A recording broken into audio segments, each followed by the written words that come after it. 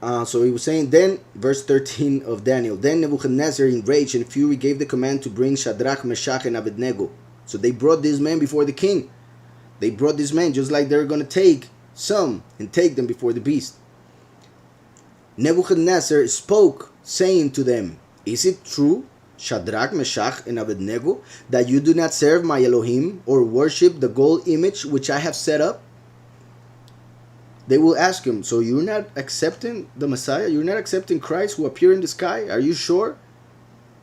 They will put people in such a position that they will feel like they should and must accept the mark in that Messiah. So that's why we need to be clear about this before that happens. Because anybody who is not clear about what he or she believes will be fooled by the false Messiah. So Nebuchadnezzar spoke, saying to them, is it true, Shadrach, Meshach, and Abednego, that you do not serve my Elohim or worship the gold image which I have set up? Now, if you are ready, at the time you hear the sound of the horn, flute, harp, lyre, and psaltery, in symphony, with all kinds of music, and you fall down and worship the image which I have made, good. But if you do not worship, you shall be cast immediately into the midst of a burning fiery furnace. And who is the Elohim who will deliver you from my hands? Look the position in which he's placing them, because it's such from Nebuchadnezzar, this is so hypocritical, because Nebuchadnezzar wasn't able to receive the interpretation for his dream through all the Chaldeans, magicians, astrologers, etc. He got the interpretation from the Elohim of Daniel and these three men. So Nebuchadnezzar, deep in his heart, knew that there is an Elohim greater than his and the one that the image represented.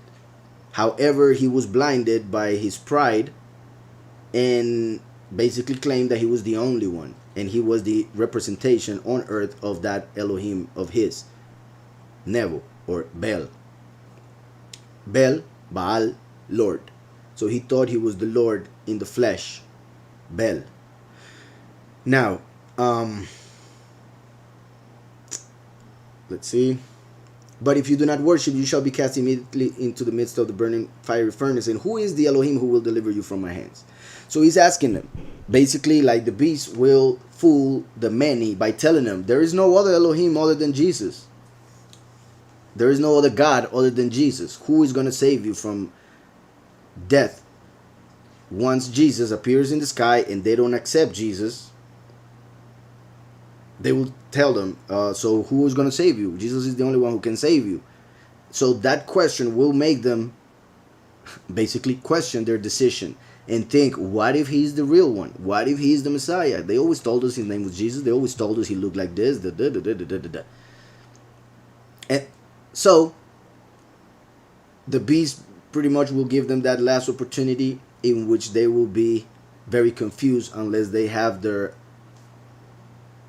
belief clear in their hearts and minds according to what is written in scriptures. And who is the Elohim who will deliver you from my hands? So it's as if Jesus appeared in this earth and told everybody, who can save you if not me? Who can save you if not me? If you don't worship me, I will kill you. And many people will end up getting the mark because of a statement like this,